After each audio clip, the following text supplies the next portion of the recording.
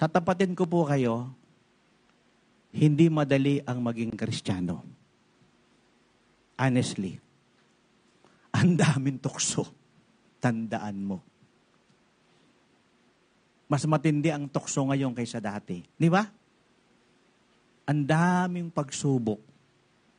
Grabe, hindi madali ang maging Kristiyano.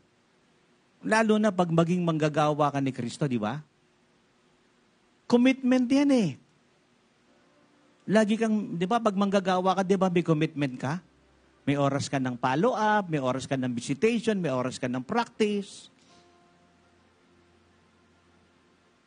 May paghahanda kang gagawin kasi manggagawa ka eh. May commitment ka.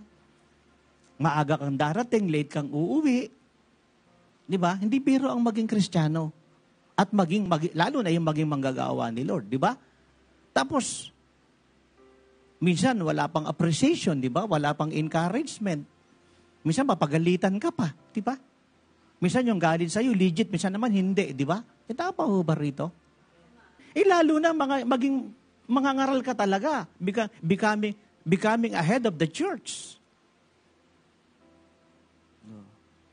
Ako, honestly, aaminin ko sa inyo, maraming time I feel depressed. Totoo.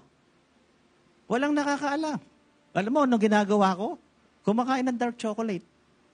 Yes, that is anti-depression. Kaya hindi ako nawawala ng dark chocolate eh. Tao tayo, may pakaramdam tayo. At saka ang gagawin ko, i-remind ko yung sarili ko sa goodness ni God, di ba? At saka sa mga pangako ni God. Why are you so downcast, O my soul? Put your hope in God. Put your hope in God. Kasi pag hindi mo pinalakas ang sarili mo, walang mangyayari. Kailangan matibay ka para sa pamilya mo. Kailangan matibay ka para sa church. Lahat tayo nakakaranas. Pero, ang isipin mo, pag sumuko ka, saan ka pupunta? Impyerno. Pangalawa, wala kang crown of glory. May crown of glory, oh. May corona. So, anong sabi rito sa 1 Peter chapter 5, verse 2 to 4? Be shepherds of God's flock that is under your care, watching over them not because you must, but because you are willing as God wants you to be, not pursuing dishonest gain, but eager to serve. Bibihira ang talagang naglilingkod sa Diyos dahil mahal ang Diyos. Bibihira ang naglilingkod sa Diyos dahil mahal ang paglilingkod sa Diyos. Tuloy natin ang pagbasa. Not lording it over those entrusted to you, but being examples to the flock. And when the chief shepherd appears, you will receive the crown of glory that will never fade away.